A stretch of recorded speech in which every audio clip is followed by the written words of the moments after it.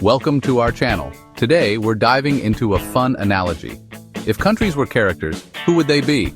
International relations can be as dramatic as a Real Housewives reunion, but with higher stakes.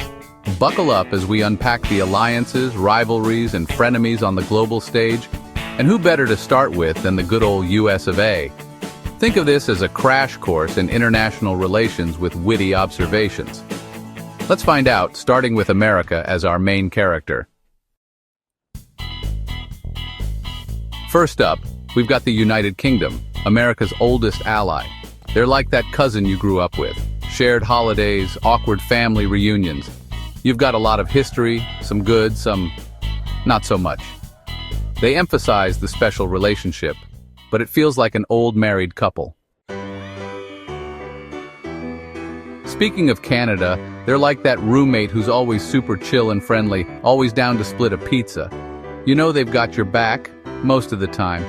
But when it comes to paying their share of the defense budget, suddenly they're busy reorganizing their sock drawer. We get it, Canada. You're nice, you've got healthcare, and your prime minister is basically a walking apology. Next, we have the European Union, a complex character. Sophisticated, cultured, with accents that could make oatmeal sound sexy.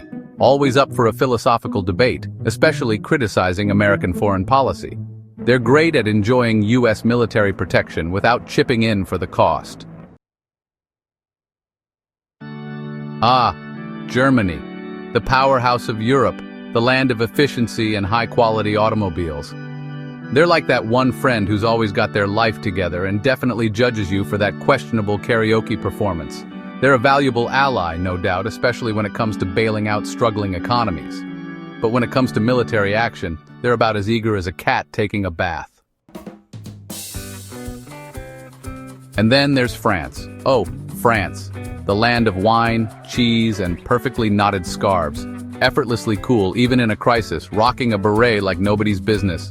They value independence, culture, and telling you what they think. But deep down, they love the drama.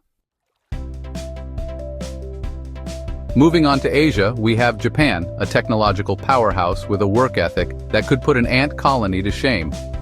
They're always on top of their game, and can probably code circles around you while making origami cranes. They're a crucial ally, but their constitution limits their military capabilities. It's like they're fighting with one hand tied, holding a laser beam. Next door, we have South Korea, living in the shadow of its volatile sibling, North Korea. They're always a little on edge, always looking over their shoulder with a neighbor prone to nuclear threats. They rely on the United States for protection, because that's what big siblings are for, right? Let's hop over to Australia, shall we? They're that super chill friend who's always up for an adventure, whether it's exploring the outback or wrestling a crocodile. They're fiercely loyal and always down to help a mate. They're also a key member of the Five Eyes Intelligence Alliance. Now, let's talk about Israel, a complex and often controversial character in the global narrative. They're like that younger sibling who's always had to fight for everything, fiercely protective of what they've built and not afraid to use their voice, especially when lobbying for their interests. They have a complicated relationship with their neighbors and rely heavily on the United States for support. Moving on to India, a rising power with a rich history and a knack for playing all sides. They're like that friend who's always charming and knows how to work a room. They value their independence and their right to make deals with whomever they please. They're not afraid to play the US off against other powers like Russia or China. Next, we have Saudi Arabia. Talk about complicated. They're one of the world's largest oil producers, crucial to the global economy. But their human rights record? You need their oil, but don't agree with their policies. Now let's talk about the United Arab Emirates. They're like that one friend who's always impeccably dressed, always has a business plan, and always knows the next big thing. They're all about innovation, diplomacy, and maintaining strategic influence.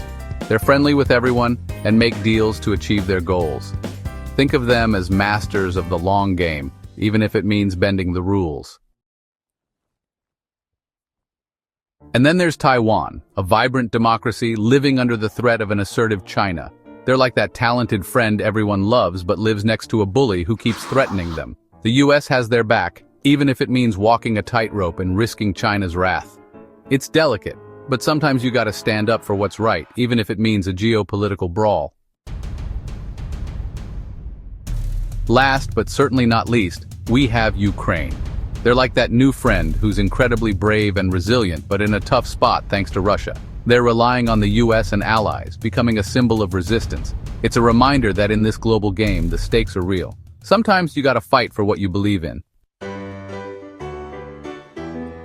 So, there you have it. A whirlwind tour of the global cast of characters, as seen through the lens of America's relationships. It's messy, complicated, and constantly evolving. Kind of like that sourdough starter you tried to make during quarantine.